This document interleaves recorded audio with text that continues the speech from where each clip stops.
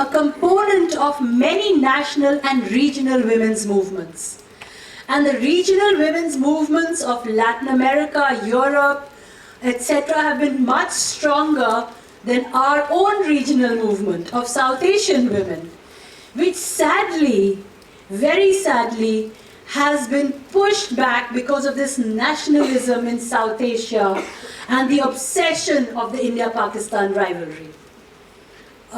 And therefore, but nonetheless, on the margins of this rivalry have been these very small women's groups, unacknowledged, often seen as a national security problem, seen as the other by the mainstream international relations, who have taken very small measures because they were never funded, they were not given visas, to develop small regional alliances of India-Pakistan Women for Peace or Pakistan-Bangladesh Women for Peace.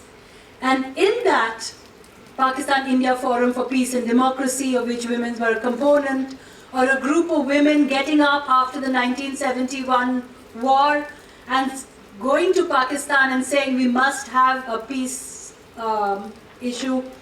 So these were some of them. And then a very interesting thing was, in fact, that in 1986, a group of Pakistani women, they decided that they have to apologize for what the Pakistan army did to Bangladesh. And they were really marginalized by Pakistan. But they pushed for this, and some of them actually went to Bangladesh, and we said we apologize on behalf of Pakistan military. Not on behalf of, but they said we are ashamed of the Pakistan military. And they pushed Benazir Bhutto, and Benazir Bhutto went to the Beijing conference, and in 1986, she went in 1995, and she spoke of the state, the women, and armed conflict in South Asia. So she did take this strong step in bringing to the fore that women had a role, that women were affected by the South Asian conflicts, and that there was a need for peace. Then the South Asian women's movement, small however it is, they said that our struggle and our connect with Beijing is not because of the international movement or because of some international pressure of Western feminism, but it is because of the militarist actions in our own societies. It is our response. We might use these words because we speak in English, but it is because how we have suffered on account of partition, on account of so many other things. And mind you, this was the time of the 90s, 80s and 90s with, first this breakthrough of Veena Mazumdar's very important report on the status of women in India, which showed how terrible the status of women in India actually was, despite a very liberal constitution, etc. How women's literacy was much lower than that of men, how female feticide was a major issue, and then gradually Amartya Sen took on from it and showed female feticide, and the women economists, right from Devaki Jain to Jayati Ghosh, who made, I think, major contributions in showing the gendered economy. And recently they have also shown, and I think Jayati has shown that in those places where economic empowerment is given to women in cases of inequality, those places get out of inequality, of poverty, much faster than where there is no equality between men and women. So giving an equal salary to women, or empowering them economically, giving them wages, actually is the opposite of what was taught earlier, that let women be in the home and men do the work.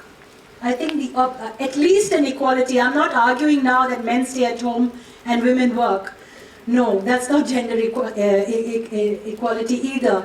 But that women also have the equal choice in all these roles, and that men also have a role in caring and nurturing and paternity leave, etc.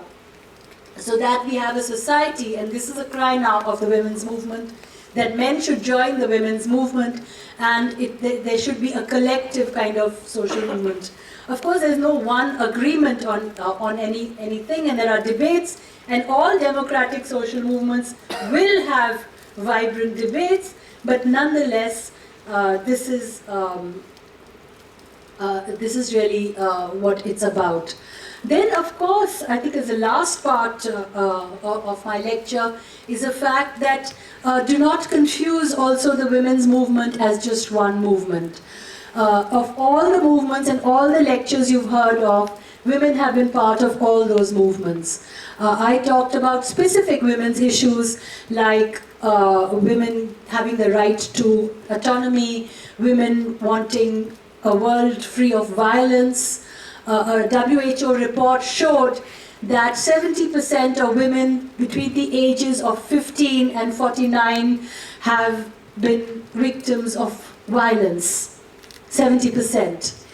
And as far as violence is concerned, it is not just it's not just an individual act. It is an act of humiliating women as a community, women as a gender. So it is excused as an individual act, but actually it is a social and political act. It's an act of repression, and it should be seen as that. And I think the laws have to be changed to recognize it, because it is not individual aberration. It is part of the social structure. Women have fought against this, and they're still struggling in this fight against violence. And in this violence against women, there is a victim, there is the perpetrator, there is the one who is silent, there is the bystander, there is the witness. And all of them are engaged in this act of violence. Women have been part of anti-caste movements, of Dalit movements, of anti-nuclear movements, you name it, labor movements. And though they seem that, the labor movement and the trade union movement is very much dominated by men, because women are primarily in the informal structures of the economy. 80% of the informal economies, whether it's beedi workers, textile mills, etc., are women. And they are the ones who have the lowest wages, who have no trade union rights, are treated as in sweatshops, are very often also sexually exploited. So I think there's also a demand of the feminist movement and of us as feminist scholars to show very importantly the intersectionality of the issues. And therefore, not to isolate women's issues either as one course like one course out of 25, but it should be central to all academic ideas and courses. It should be central to all law and everything, because as far as we can see it, gender is a component of all social action. So why should it be, sort of just 1/10 of what we do every day? It should also be, in a sense, it should be part of how we think and how we see and how we act. I'm not saying that it should dominate everything else, but it should also not be neglected. And that is the contribution of the international women's movement to this. I think lastly, I would touch on one or two things, and that is this debate now that, feminism is a Western idea, and or that recently, I'll just give you one small example. I think, for example, even the famous Gayatri Spivak has a sentence in her book, in which she says that white man who came to rescue the Hindu woman from that terrible Hindu man. Well, if he did just as well if sati got abolished. So I think one has to watch out for these kind of lauding of community values vis-a-vis so-called Western values, because they're not really Western values. These are universal values, and the West is also violating them. And I think recently, for example, I argued that the issue of sanctions, for example, economic sanctions, how do we see them?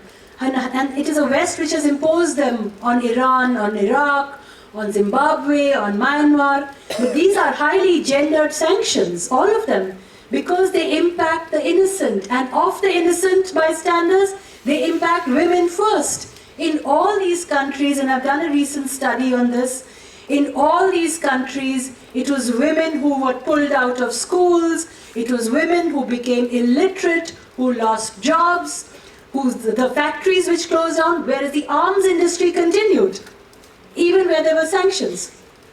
So we can't say that this is a Western value. What we have to say that it is an international issue, that it's linked to multiple cultures, and it requires multiple changes.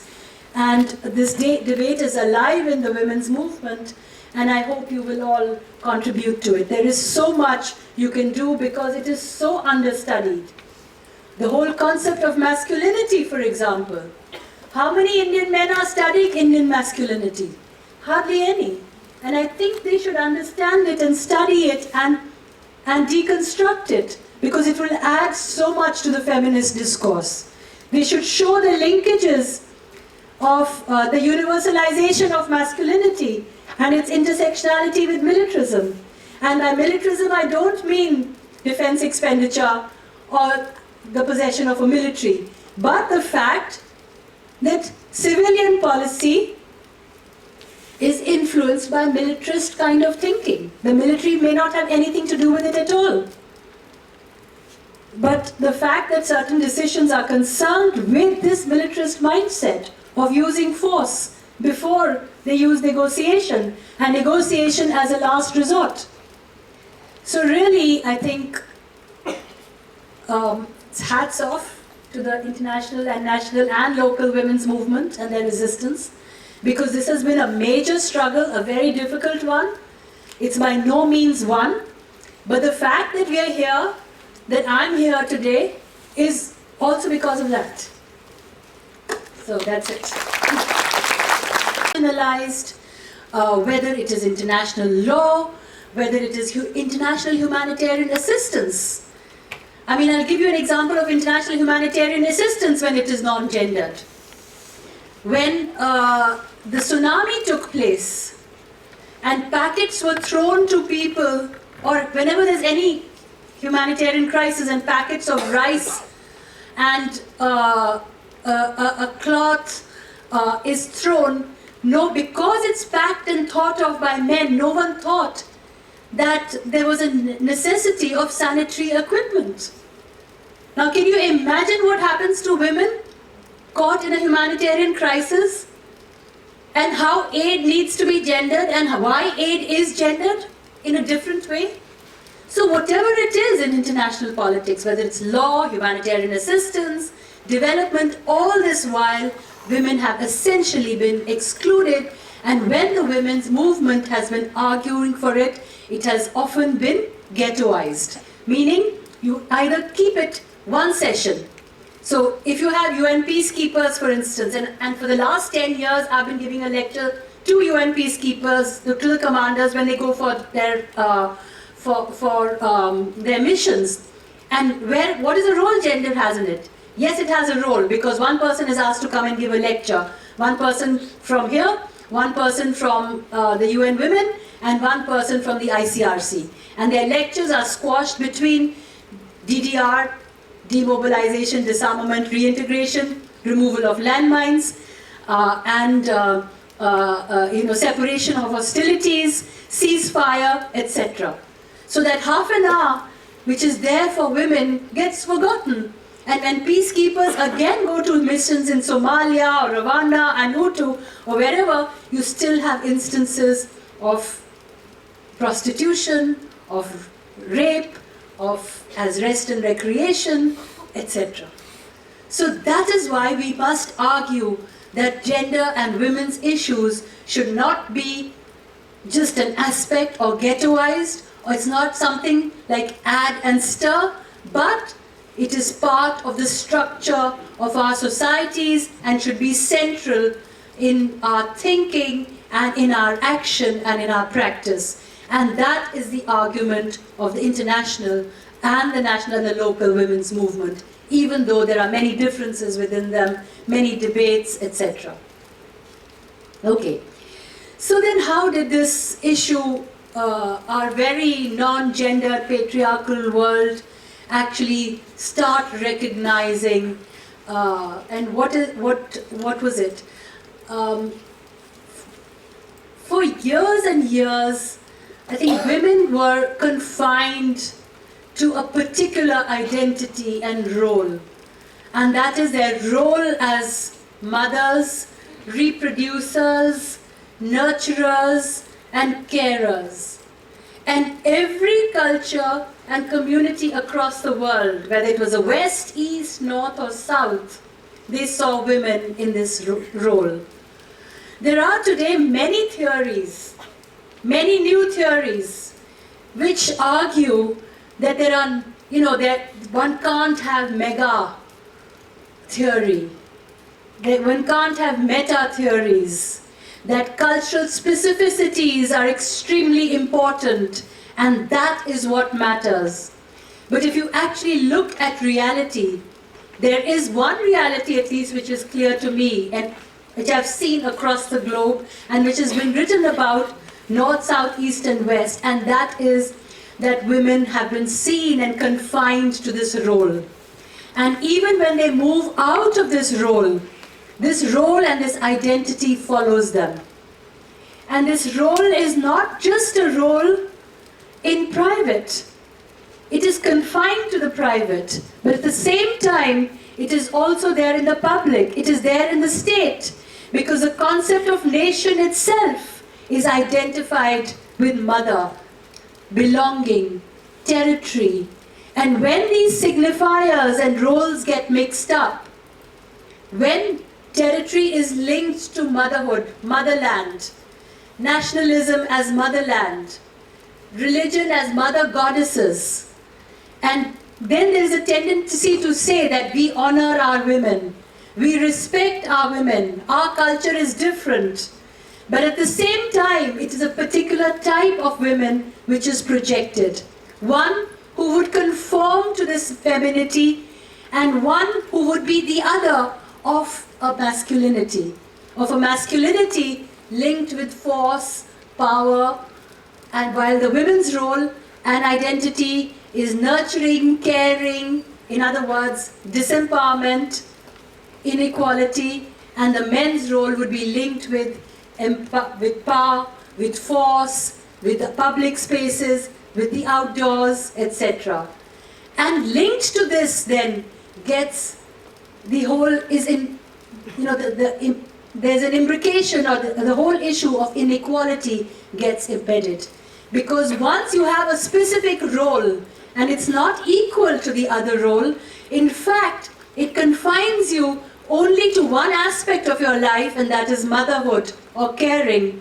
And the other gender is not linked to that aspect and is free of these household burdens. Then there is an inequality in this relationship. And this inequality increases and it increases. And it is evident in every aspect of life. Whether it is the economy, where, again, there are less women in the workplace than men. And let's say the women's movement has fought against it, and here we now have, for example, an Indian constitution, an American constitution which says equal rights, equal right amendments, where women can work. But what happened with globalization? In the UK, 70% of those who lost their jobs were women. So even where women are most empowered and are seen as equal, when it comes to the crux, women get disempowered. Of course, the symbols of power are there. Maggie Thatcher, etc. But you see the wide statistics, and the axe always falls on women. And throughout Europe today, this is the case with globalization, where women are the first to lose their jobs, when the state has withdrawn from social spending, when there is so-called austerity measures. The costs for childcare are so high that women have on their own decided that it's better to look after children than to go to work. Because what's the point of getting a short salary, paying so much for childcare, and suffering the whole, it doesn't make economic sense. So this is economic sense then. Economic sense itself is gendered. Women themselves impose this economic sense on themselves. Women themselves have to negotiate with patriarchy and accept it to keep the house going, to keep their children in school, to make sure that the girl child is not discriminated against when the state that they fought for empowerment, etc., is now saying, go and reproduce. And this happens during wars, this happens during economic crisis, and in hundreds of other instances. But unfortunately, it is not recorded or recognized because all of us are we tend to so much accept and get socialized in what is a kind of a patriarchal consciousness. I take this term from Marx of false consciousness when he talked about the working class which can transform itself from a class in itself to a class for itself. So I think the women's movement also, this is what it's doing. It's transforming women from women as they are in itself to women for themselves, women for feminism, men for feminism, and feminism as an ideology which cuts across genders. It should not be identified as an ideology of women. That's completely wrong. And I think the JNU students showed that in the public spaces. Because the most successful movement against rape was that which took place in December, triggered off.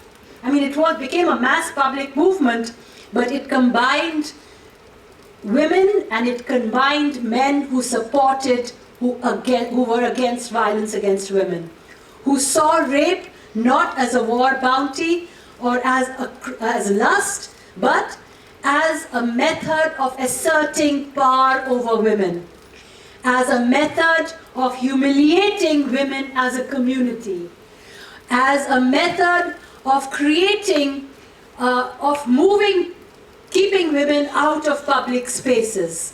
It might be an individual act, but it has a communitarian, a communal, societal consequence. And that is what the international movement of feminism and women is about. So again I've diverted, and I'll go back to what I was going in my third section, and that is giving you a brief narrative, the brief markers of how this movement actually developed. And in a sense, it was always been one step forward and two steps backward, because with the women's movement, there's always a backlash. But I think an important step was the fact that women were out of public spaces, except locally there were resistances. And I think there was a great book, for example, by Kumari Jayawardene, who's from Sri Lanka. And she wrote a book in the 80s. It was on the nationalist movements of South Asia, specifically India. And we needed a Sri Lankan woman to analyze the Indian freedom movement, in which she showed that while women were very much part of the Indian freedom movement, as soon as freedom was won, women's rights were kept on the back burner. Okay, we'll get it later. And it never came. And that is why we are still fighting for an amended criminal code, etc. So ultimately, internationally, in 1975, I think what made a difference was there was a commission on the status of women, which was set up in 1975. And its responsibility was only to organize conferences of women once every 5 years and take up women's issues. So it isn't that, this great UN General Assembly suddenly, said that yes, there should be women's issues. Every issue came there except the women's issue. And in 1975, this commission for the status of women came up. There was also a great report in India on the status of women later, written by Veena Mazumdar, which led to the National Commission of Women, etc. This movement, this was in Mexico.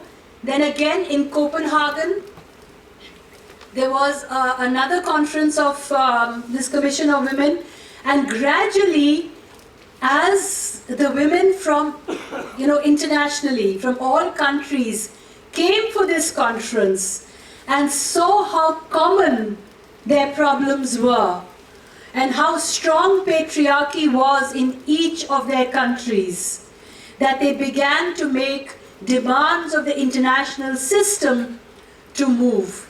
And an international women's movement gradually took seed, initiated and started. Then there was this, again, a conference in 1985, and finally in 1995 in Beijing, which was a massive marker, the Beijing Conference of Women, where women actually stood up and said, we've had enough. We want to change everything, and we will not get off from the streets until there are proper, it is part of all international organizations. And in this, therefore, the 23rd session of the United Nations General Assembly became a special session on women.